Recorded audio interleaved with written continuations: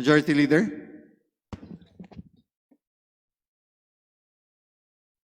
Mr. Speaker, I move to recognize the Honorable Representative Mohammad Khalid Dimaporo of the 1st District of Lanao del Norte. So moved. Representative Khalid Dimaporo is hereby recognized. Thank you, Mr. Speaker. And it's nice to see you in the podium again. Will the good gentleman defending the budget of the DPWH allow this representation to ask a few questions? Gladly, Your Honor, Mr. Speaker. Thank you, Mr. Speaker. Just like my previous interpellation, I really did not want to waste any time in the plenary. Ideally, we can resolve all our issues as legislators working with the department undersecretaries. But unfortunately, there has been zero coordination from the DPWH when it comes to questions from this representation. I have asked questions in the committee level. They promised to give documents, data, pero wala pa. I have written formally Undersecretary Cathy Cabral, Secretary Mark Villar, CC'd the Chairman of Appropriations, the Committee Secretariat, even the former Speaker and the Majority Leader, but none of my letters have been replied to. So I have no other recourse but to waste time here in the plenary asking questions. And my first question is in regards to, again, the implementation of the Bangsamoro Organic Law by the DPWH. I've been asking this question every Congress since we have approved the Bangsamoro Organic Law.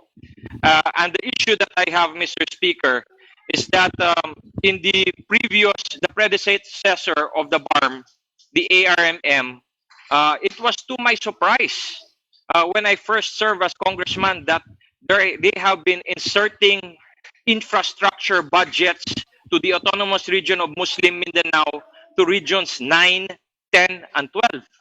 So if you're going to implement a project sa Lanao del Sur, pinapasok nila sa Northern Mindanao, Region 10. If you're going to implement a project in Maguindanao, pinapasok nila sa Socsargen, Region 12. If you're going to implement projects in Basilan, Sulu, Tawi-Tawi, with the exception of Isabela City, pinapasok nila sa Zamboanga City.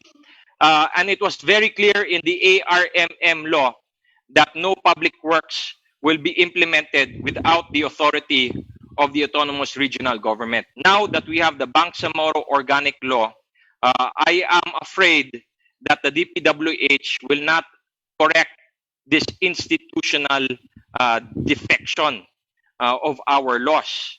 The BOL is supposed to be an improvement of the ARMM. And that's what we want in the region of Mindanao. And I believe in the three regions, Northern Mindanao, Zamboanga Peninsula, and in Socsargen. So we want DPWH to be transparent. Answer us. How are you going to implement these projects? And answer me. How much is in the GAB 2021 to be implemented in the BARM? Because you did not give me an answer in the committee, and I was expecting a letter from the DPWH, but there is none. So let's put it in record. What is the budget to be implemented in Lanao del Sur, Maguindanao, Basilan, Sulu, Tawi-Tawi under the GAB 2021, and how are you planning to implement it? Mr. Speaker, Your Honor, right now, the projects that were released to BARM were being implemented. The distinguished colleague is right. They were being implemented by the regional offices of Region 10, Region 9, and Region 12. However, I was just handed this memorandum from the Executive Secretary approving the request of the Department of Public Works and Highways for the creation of the Regional Project Management Office, or RPMO, in the Bangsamoro Autonomous Region in Muslim Mindanao. Therefore, when this will be operationalized as PMO for BARM, all the projects that will be released and intended for BARM will now be implemented by this particular RPMO. Your Honor, Thank you. Mr. Speaker. Thank you, Mr. Speaker, and to the good gentleman, Congressman Momo, for that answer. Because that is what I have been looking for the entire 3 years that I have been going through the DPWH budget and arguing regarding this issue. A simple document. However, Mr. Speaker, what the good gentleman from the contractors party list has read is an approval from the executive secretary. We want to hear what exactly is our good Secretary Mark Villar of the DPWH going to issue, because that is the document that will be challenged in courts. It will the Department of Public Works and Highway finally issue a department order creating the BARM PMO office. Yes, Mr. Speaker, Your Honor, since there was already an approval of the request to create an RPMO, Department of Public Works and Highways were now organized. Probably they will issue an department order creating, in consonance with the approved memorandum from the Executive Secretary, they will now create an office, RPMO, that will be a holding office in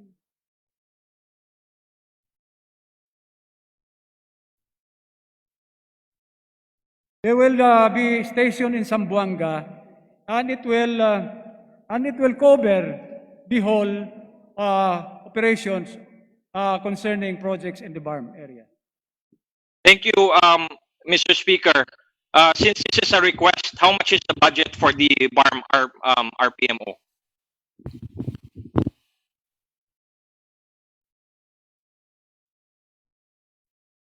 For Mr. Speaker, Your Honor, for calendar year 2021, the total budget for BARM is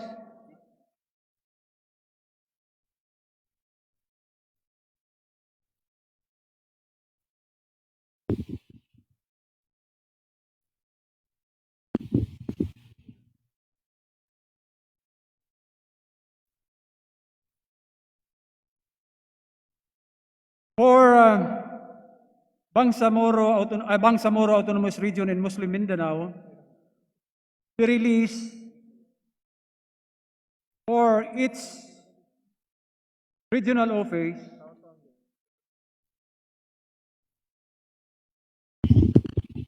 total of 7,367,366, Your Honor, Mr. Speaker. Thank you, Mr. Speaker. And since the DPWH has not submitted to me in writing the breakdown of the BARM DPWH budget, I would like to request the good sponsor to read it into the record. What is the budget for Lanao del Sur? What is the budget for Maguindanao? What is the budget for Sulu, Basilan, and Tawi-Tawi?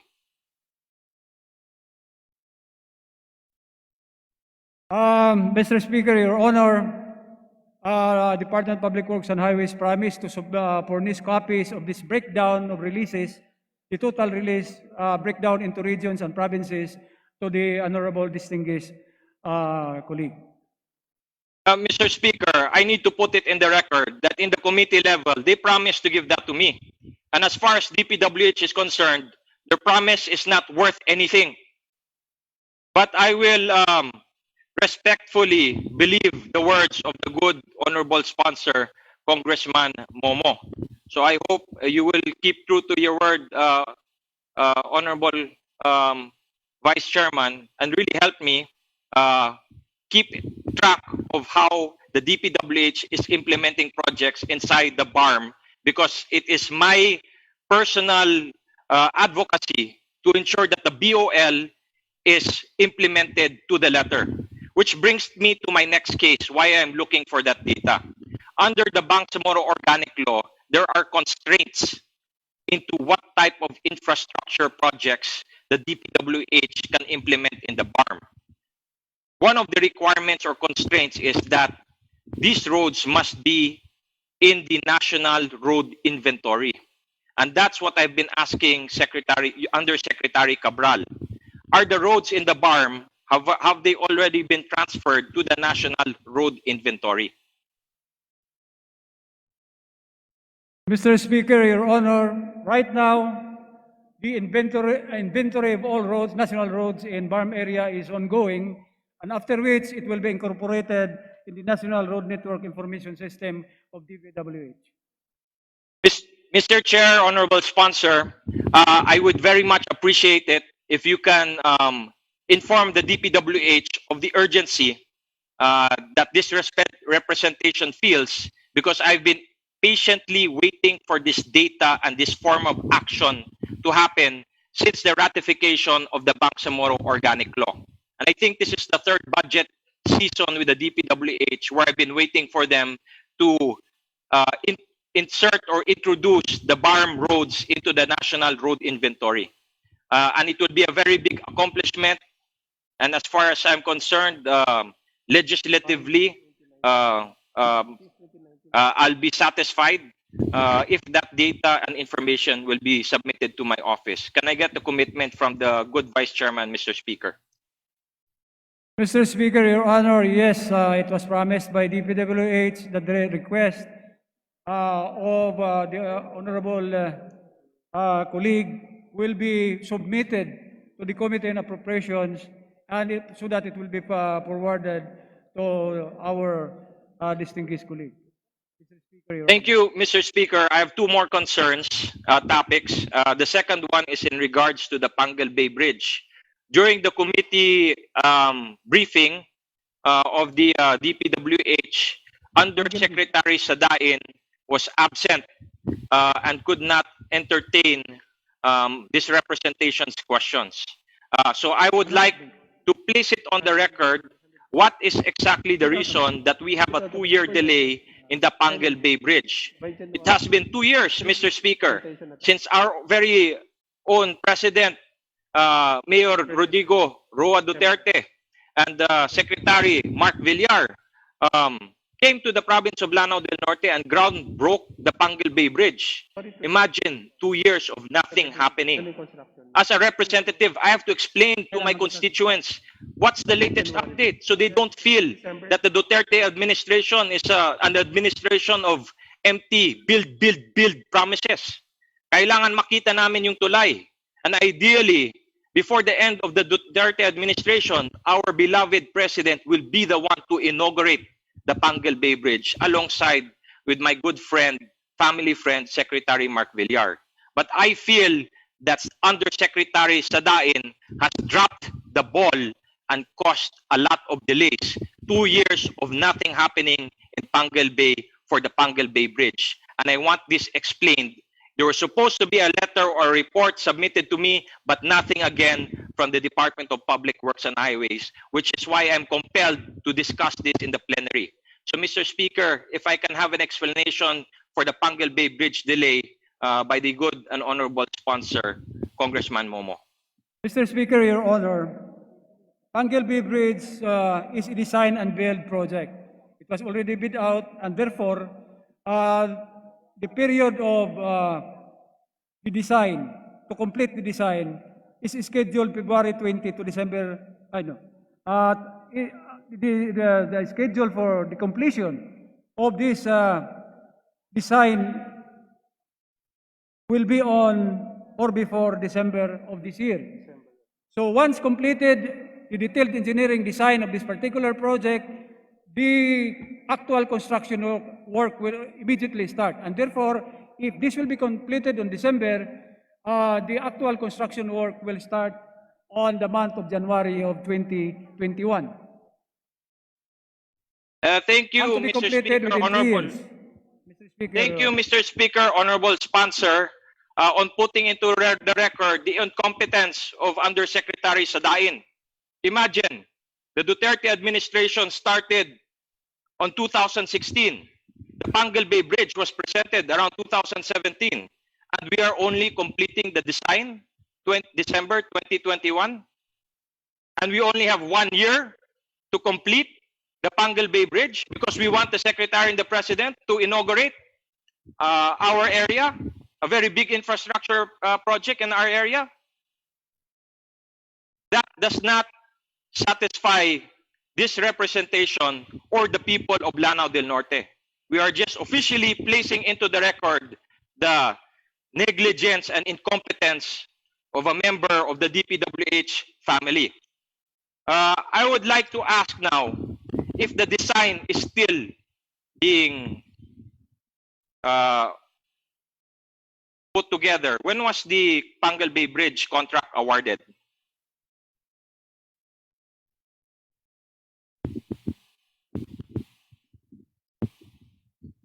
Mr. Speaker, Your Honor, the total length of the bridge is 3.172, and the design, if this is what was being asked, is the main bridge is extra dos, 320 meters, and the approach, which is PSCG, is 2.4 kilometers, 2.04 kilometers.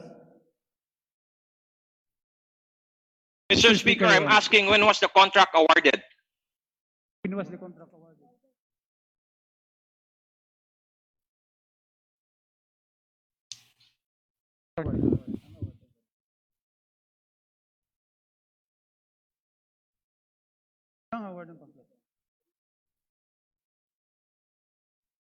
The award of contract will be early this year, 2020. So the Mr. contract Speaker, Your was Honor. awarded early this year, 2020. Yes, Your Honor. Mr. Speaker, honorable sponsor, may I ask, in the contract that was awarded, the terms of reference, do you provide a provision there that allows the contractor to subcontract the Pangal Bay Bridge?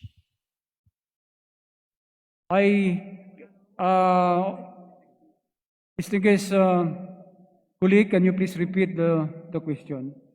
In the award to the winning contractor, winning bidder, did you provide a provision in the contract to allow subcontracting of the Pangal Bay Bridge? Actually, Mr. Speaker, Your Honor, all contracts, there is a provision that contracts or subcontracting in a contract is allowed. And in this particular contract, Mr. Speaker, Your Honor, the Department of Public Works and Highways allows the subcontract of particular portion of the bridge. Thank you, Mr. Speaker, honorable sponsor. And I'm asking this information because there needs to be good coordination between the local government units, the beneficiaries of the Pangal Bay Bridge, and the DPWH. And with the attitude of Undersecretary Sadayin not answering our requests to entertain, information given to the local leaders, we don't know what exactly are those provisions that are allowed to be subcontracted. And what ended up happening was that the Sangguniang Palaluigan and our governor in Lanao del Norte passed a resolution prohibiting the subcontracting of the Pangal Bay Bridge because we want a 100% good quality, long-lasting bridge that will be constructed in our area. This Pangal Bay Bridge is not only a build legacy of the Duterte administration, but it was the dream of the people of Lanao del Norte for more than 50 years, come to reality under the administration of our President Rodrigo Roa Duterte, and the administration and leadership of our friend, Secretary Mark Villar. We don't want anything substandard to be implemented in our area. That's why the local government is very concerned about subcontracting. Will the DPWH and Secretary Sadain work together with the LGU to explain and ensure that the bridge will be built up to standards, and also explain to the local government unit what can be subcontracted? Certainly, Mr. Speaker, Your Honor, there will be closer coordination between the implementing office of this particular project, and that is the PMO, and the local government unit of Lanao del Norte. There will be a closer coordination with them. And with regards to subcontracting, That is why I said earlier that selected portion of the bridge will be subcontracted. And I assume that the portion that may be subcontracted are those non-critical portion of the structure. That means maybe approaches, construction of the approach road can be subcontracted, but not the structure itself. Mr. Speaker, Your Honor. Mr. Speaker, honorable sponsor, may I request a formal answer from the Department of Public Works and Highways on what exactly parts or components of the Pangal Bay Bridge can be subcontracted for my perusal, honorable Speaker.